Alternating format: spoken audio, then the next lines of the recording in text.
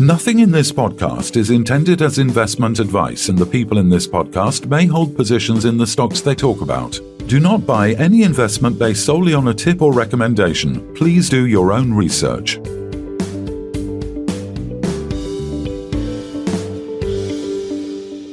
Hello and welcome to the Midweek Takeaway. I'm Phil Carroll. In today's episode, we're thrilled to have Sapan Ghai, the Chief Commercial Officer of Sovereign Metals, as our guest. Welcome, Sapan. How's life treating you? Life is good, Phil. Been a while since we've caught up, really, isn't it? What's been happening?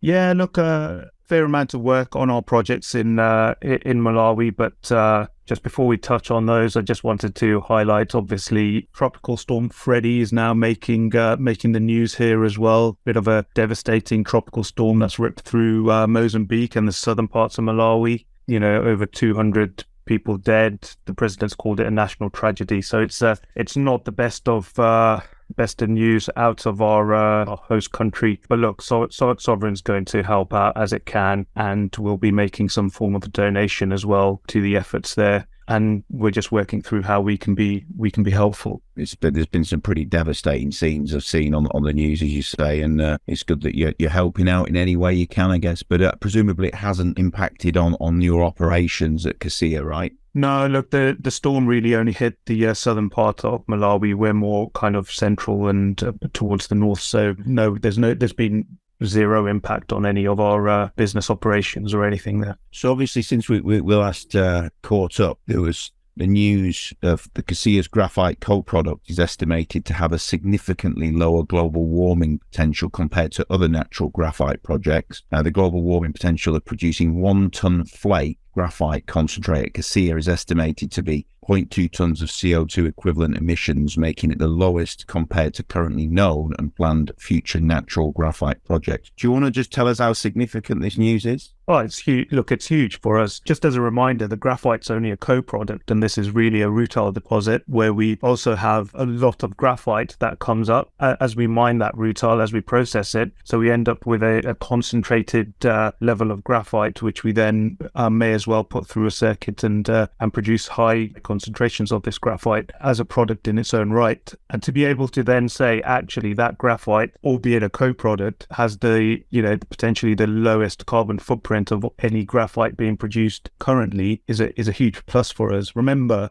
graphite currently ends up going into the lithium-ion battery market. In fact, in 2022, the lithium-ion battery market became the biggest end market for natural flake graphite. So Kasiya, we're looking at producing a significant amount of graphite, which would then obviously make its way into the lithium-ion battery market. Those batteries end up in electric vehicles. Why do we all want electric vehicles? Because we want lower greenhouse gas emissions compared to conventional internal combustion engines. Now, if you're producing the parts, and specifically in this case, the battery, out of much lower carbon footprint material, then you're having the added benefit of low carbon footprint electric vehicles being built out there. Very good.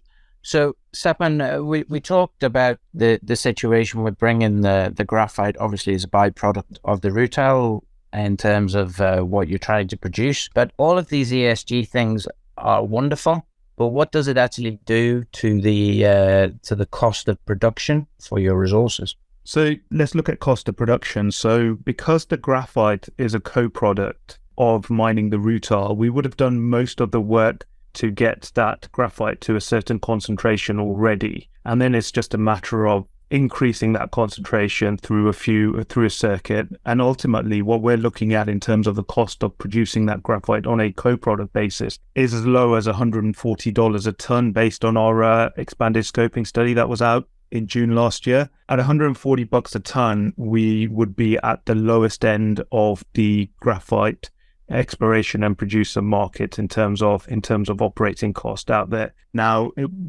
it's all well and good that, people out there now know that we could produce graphite at $140 a ton, but what can you sell this at? And we took quite a conservative estimate and estimated that our graphite concentrate would sell at a basket price of around just over $1,000 a ton.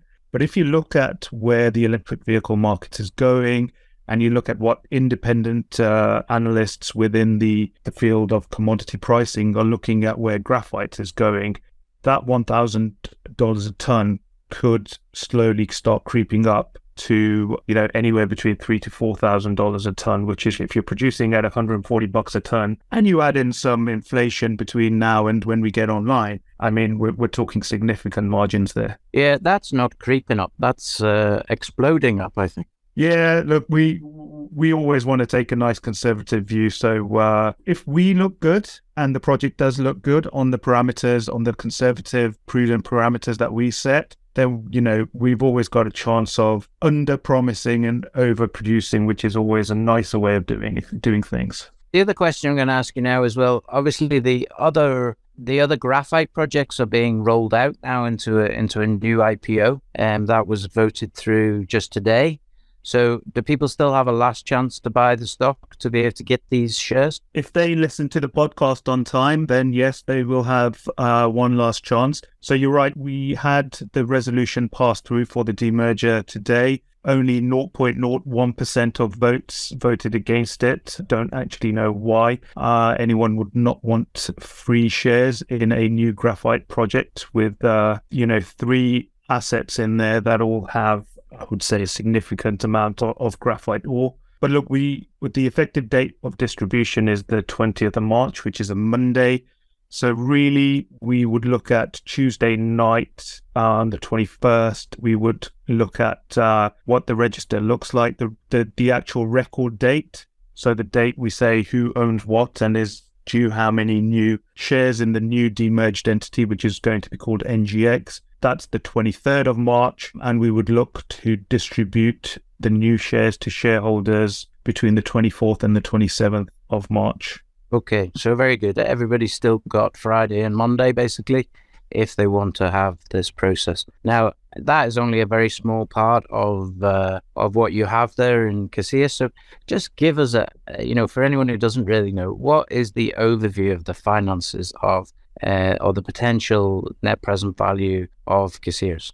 Look, so we are working through a pre-feasibility study at the moment, which is due mid-year this year, which will be about 12 months after we had first put out our expanded scoping study, which had our economics or our financial estimates of if we were to mine 30% of Kasiya today, what would it look like? And basically, if we were to mine it 30% of the resource and mine it in 2 phases, but essentially at a steady state of 24 million tons per annum to produce both rutile and graphite, about 240,000 tons of rutile and about 150,000 tons of graphite annually, we'd be looking at an after-tax net present value of the project at $1.5 billion. In order to get there, we would have to sink capex to first production of $370 million. So really, that's almost a 4-to-1 capital intensity ratio, which is always good. That would be over a life of mine of 25 years. The reality is, of course, there's so much resource there that, it would go beyond those 25 years in reality. But obviously for economic modeling, we cut it off at 25 years. That's also on an IRR basis. That's a 36% after-tax return, which, in these markets is not bad. Yeah. For the pre-feasibility study that's going to come out later this year, then that's effectively going to confirm a lot of those figures. Maybe some increases because of the inflation, etc., but also the rutile price has gone up as well. We are hoping that obviously the PFS will have some kind of inflationary impact on it, on the operating cost side, on the capital cost side. The nuance with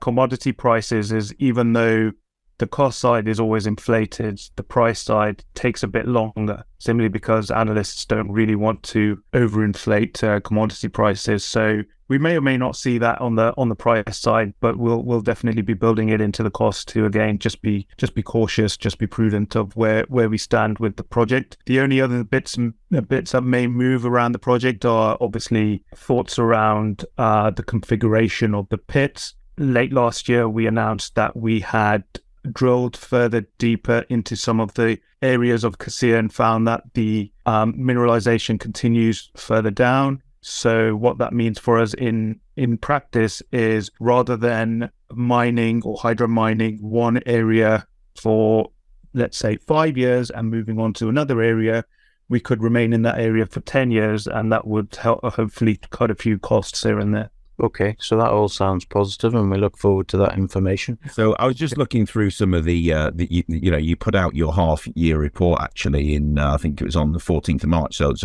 beginning of the week, and what you've achieved so far in the year is over even in 2022. So within the year, you've had the offtake MOU and market alliance with Mitsui. You've had also the offtake with Chemours, one of the world's largest producers of the high-quality titanium dioxide.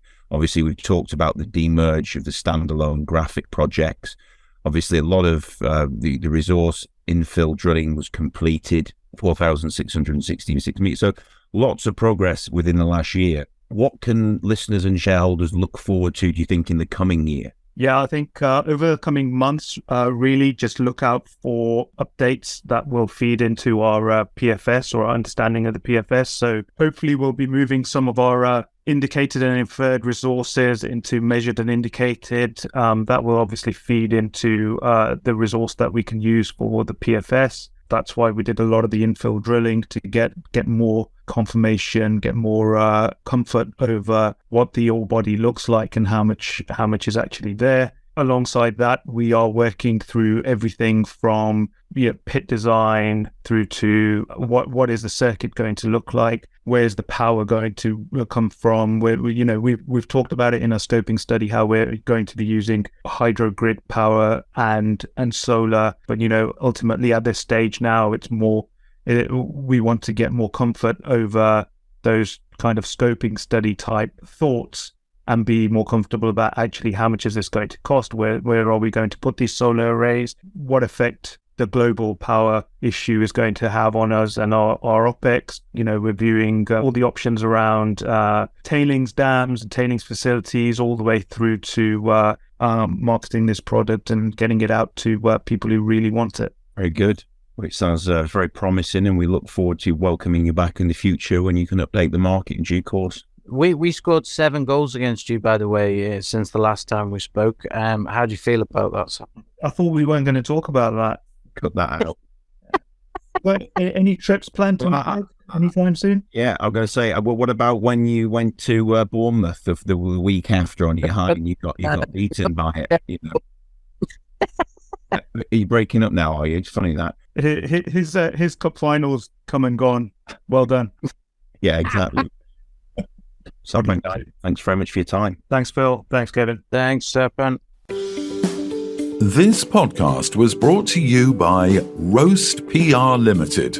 If you would like to appear on a future episode of The Sunday Roast, please email admin@thesundayroast.net.